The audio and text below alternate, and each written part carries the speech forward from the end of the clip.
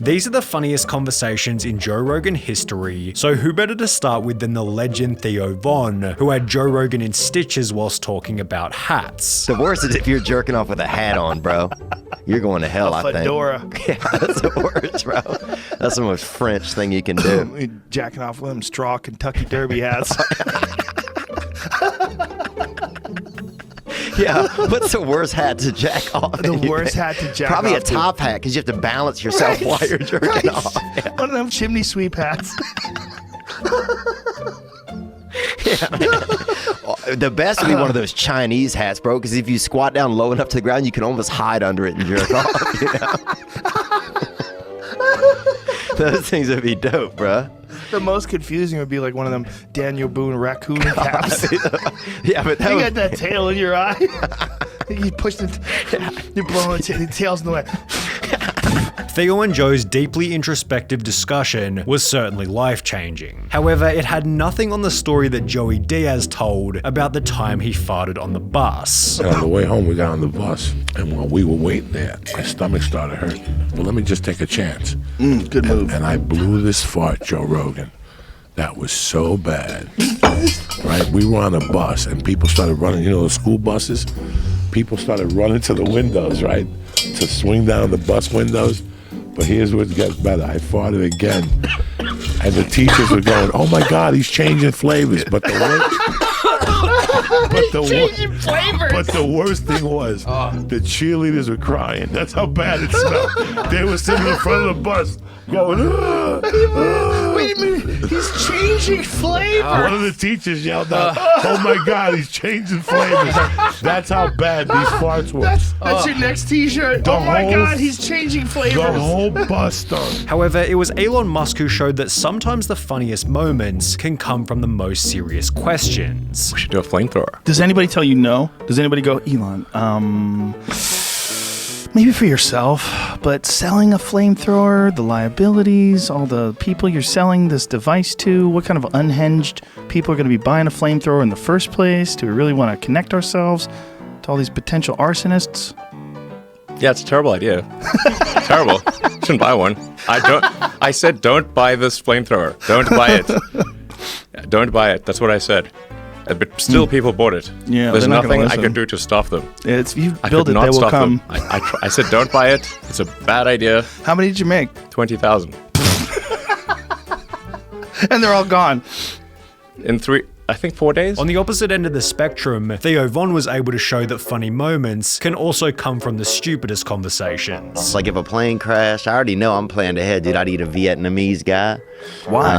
I mean, I did a fast for like 4 days, and then I was at the Best Buy, and I remember this Vietnamese guy was trying to help me out, and I couldn't even hear him. I was so hungry.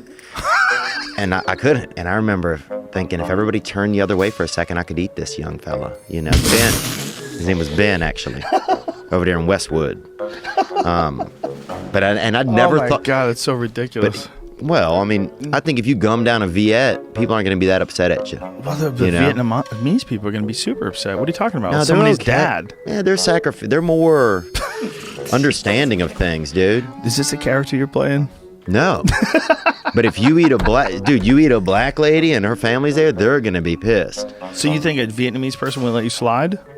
I think that they'd be much more forgiving over a couple of day period. Vietnam is one of the few places where Americans can go back to Vietnam and they don't seem to hold any grudge at all. Exhibit A. Exhibit A, man, honestly.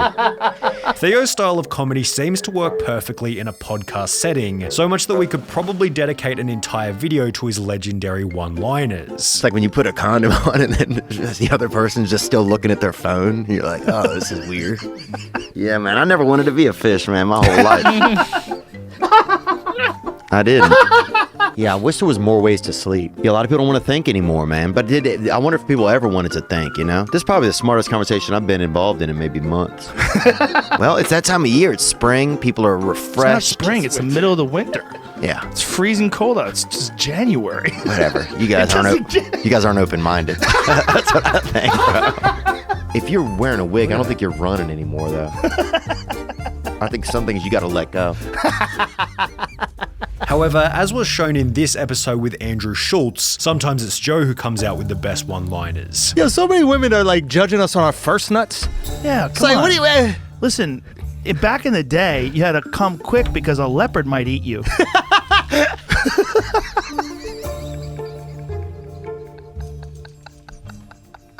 Why did I learn this excuse at 38? Babe, there's leopards around. Built in. That's true. It's built into the human. But if we want to go back to hilarious stories, then it's almost impossible to go past Joey Diaz talking about the time his friend made French fries. He decided to make French fries. So he put the pot out. Those pots, you could bring it home with the hot oil, and they would boil, and you could throw French fries. America went crazy over. Well, he did heroin and knotted up. The thing went on fire. I wake up to ba-boom, and alarms, and all of a sudden Kurt's waking me up, and we go out of the house, and the father's outside, and the grandmother, and fire trucks are coming from the side laying water, and they got the sirens. In the middle of all this, it's 8 in the morning, and we all look around and go, oh my God, Emil's still in the house. Bonehead was still in the house on fire. Bro, they turn the fire off, they go in. He's still with his feet up, with his hands crossed, Just heroin out of his watching TV like that. He slept through the fire? Oh my God, everything. When they woke him up, he goes, are my fries ready? This is how crazy this family was. Are my fries ready? Are my They're like fries Bonehead. ready? However, Joey Diaz isn't the only person on Joe Rogan to tell a classic story on the topic of food. I went to this gas station the other day, and the manager or something comes out, and he's like, hey, man, I'm a fan, you know, and nice guy. And he's like, I just want to let you know we got fresh bread inside, fresh baked pizzas. We bake At a everything gas in-house. station? Right. Okay, so, right. That's my first thought. I'd just been inside, okay? There's nothing fresh in this joint, right? Okay? Nothing in there is fresh. Nothing in there ever even knew an animal, right? Or a garden. 0% chance, bro. So now I have to pretend that I'm smelling like pie and shit when I go like So you just get in small town, you know, smaller city stuff like that. He pulls out Pop-Tarts and pretends he just made them. Yeah, totally.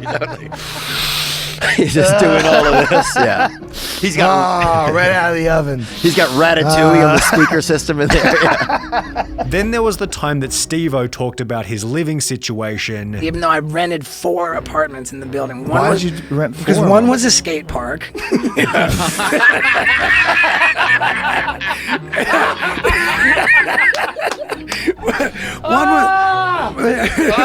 One was a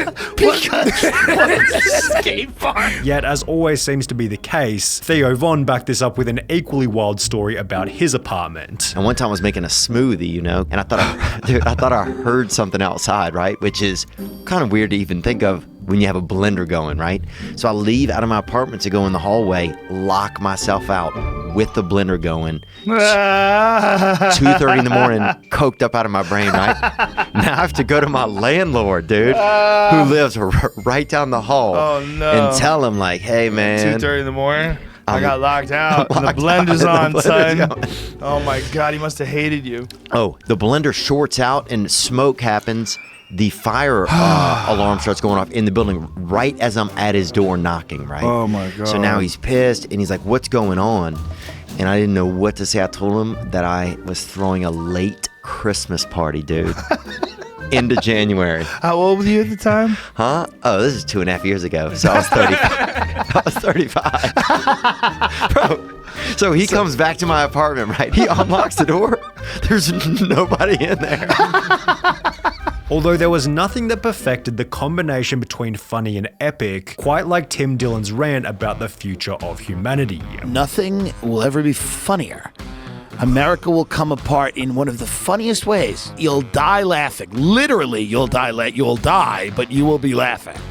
It will be the most absurd and insane thing. It will be out of a dystopian horror movie, and no, it won't be funnier than America, because we're a crazy country full of crazy people, and everybody's just trying to suck the last few dollars out of this bloated pig corpse of an empire before the end. And I'm no different. But make no mistake, I mean, if I'm wrong, and I'd love to be wrong, But if your attitude or your idea is that the population's going to get smarter, healthier, and more adept at problem solving, you're on crack.